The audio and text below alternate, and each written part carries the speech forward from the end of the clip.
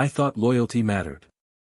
I believed in TerraSpark, in the late nights, the duct-taped whiteboards, the code that actually meant something. I gave that company 12 years. My marriage. My sanity. And when Colossus swallowed us whole, they handed me a 7-minute call and a PDF like I was a vendor they forgot to cancel.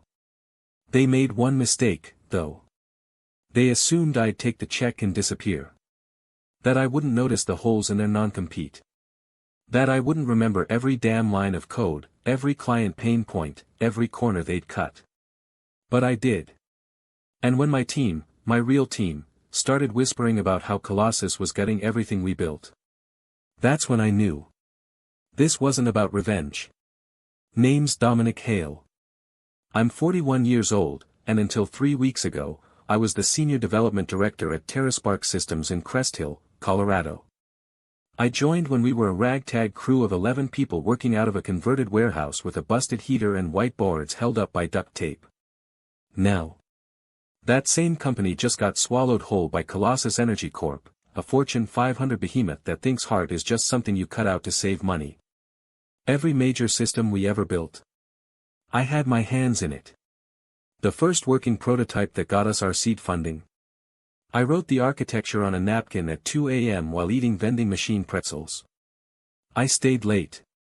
Missed birthdays. Watched my marriage buckle under the weight of just one more sprint.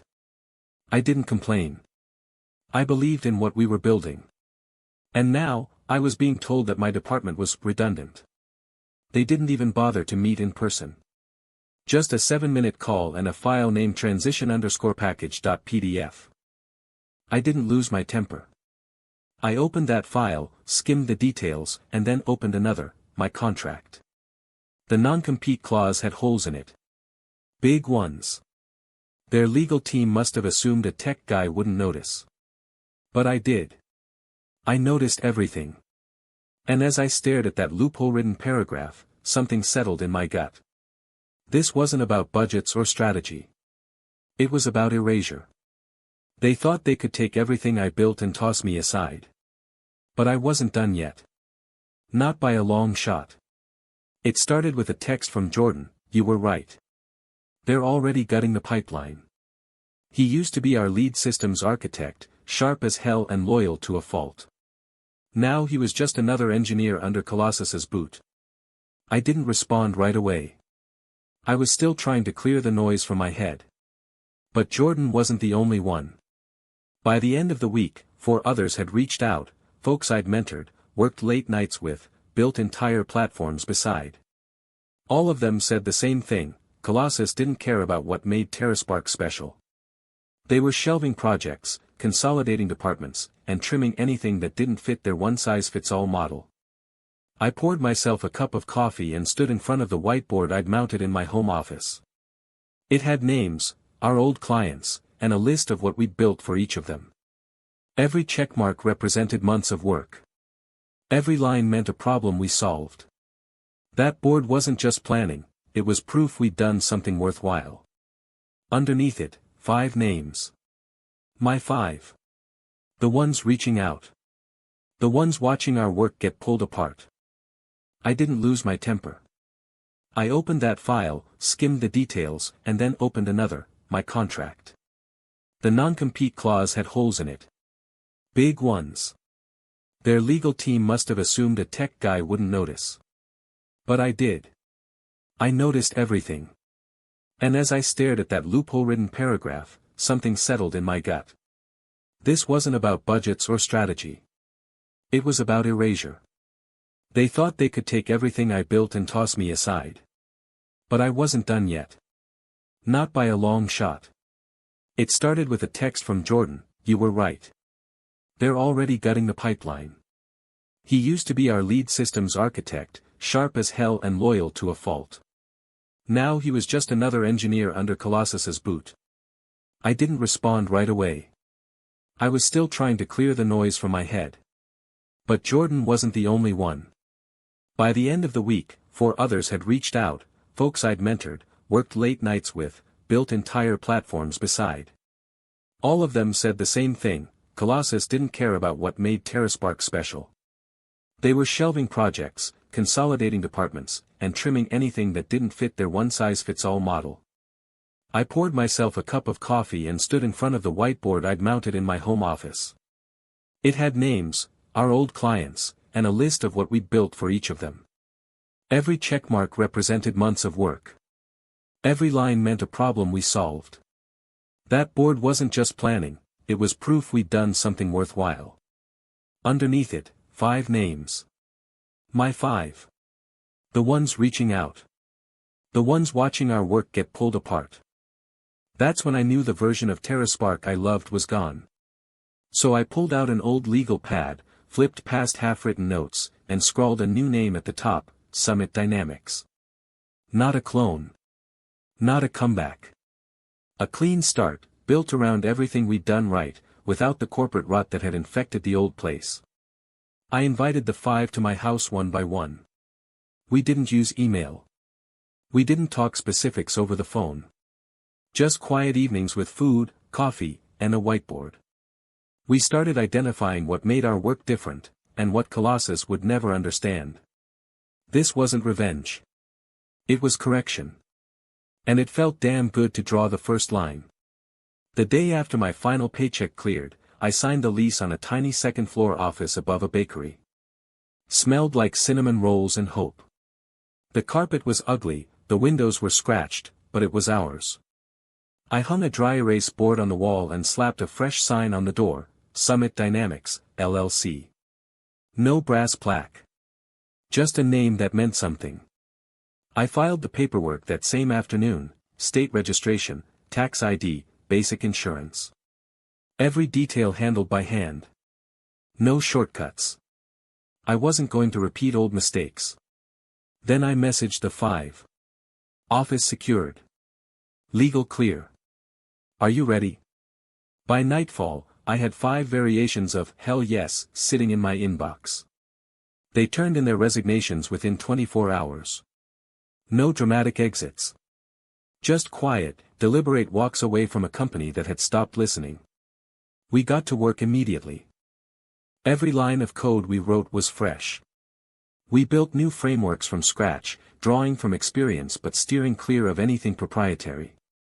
Our architecture wasn't a copy, it was a correction. Simpler, leaner, more adaptable. We weren't just making a product. We were making a point. A few weeks in, we pitched to one of our old TerraSpark clients, a mid-size manufacturer we'd helped customize energy tracking tools for. They were already struggling with Colossus's migration. We showed them our prototype. They signed that same day. 2 days later, I got a letter from Colossus's lawyers. They accused us of breaching non-compete terms and using confidential material. It was full of sharp words and empty threats. Our attorney had already reviewed our work, and we were in the clear. They had no real case. But I knew what they were doing. They couldn't beat us on innovation. So they'd try to bury us in paper. They were coming. But we were ready. I realized that this letter would not be the last.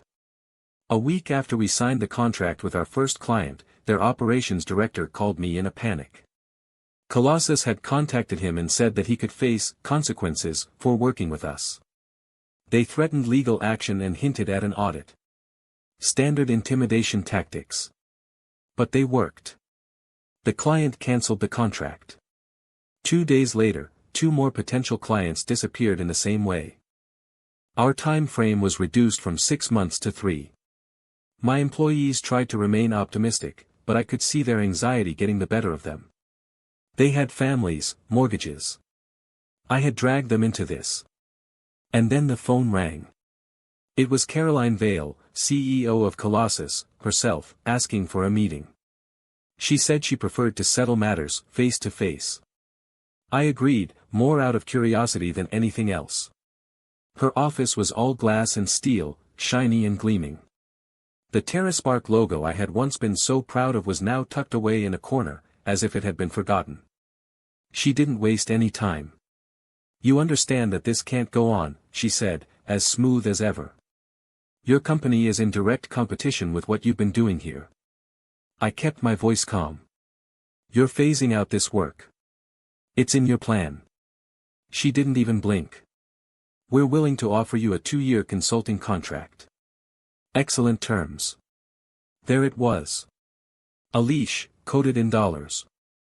I smiled politely, stood up, and said, I think I'll take a chance. Her jaw tightened. You're making a mistake. Maybe. But it was my mistake. That day, I walked out of her tower into the cold sun and thought not about what we had lost, but about what they were afraid of.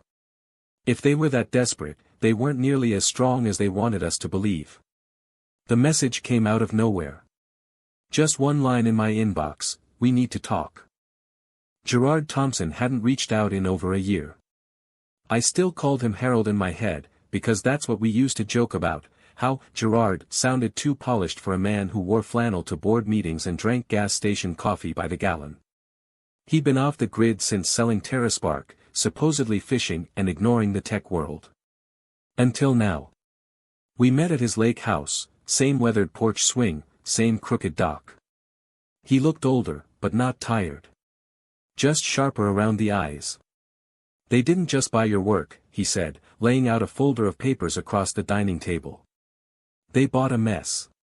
Inside were memos, performance reviews, internal reports, all stamped with Colossus letterhead.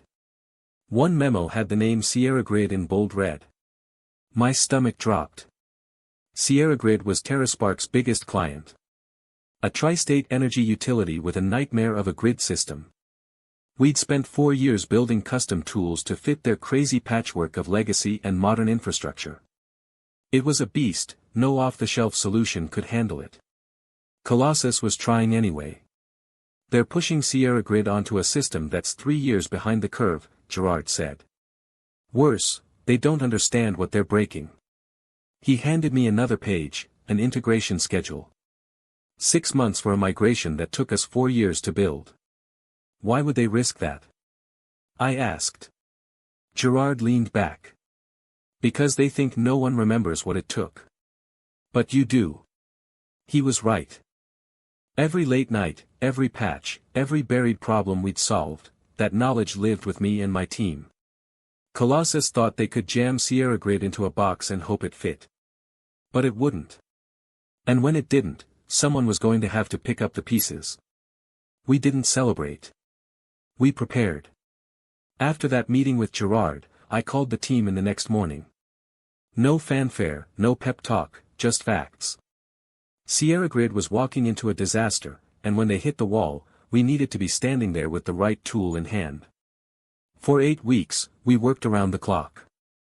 Our goal wasn't to rebuild the old system, we had to do better. Cleaner code, tighter security, simpler onboarding for Sierra Grid's field crews.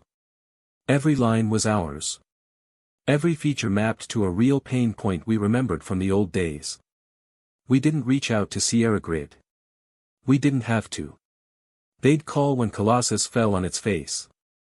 And then, right on schedule, the cracks showed.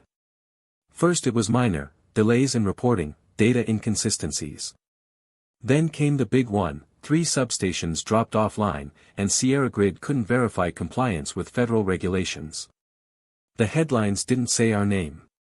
But they started saying Colossus a whole lot more.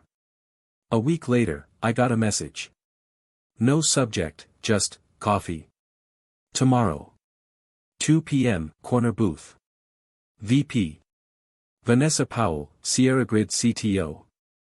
I hadn't spoken to her since the TerraSpark days. She didn't waste time. Your team's analysis matched ours.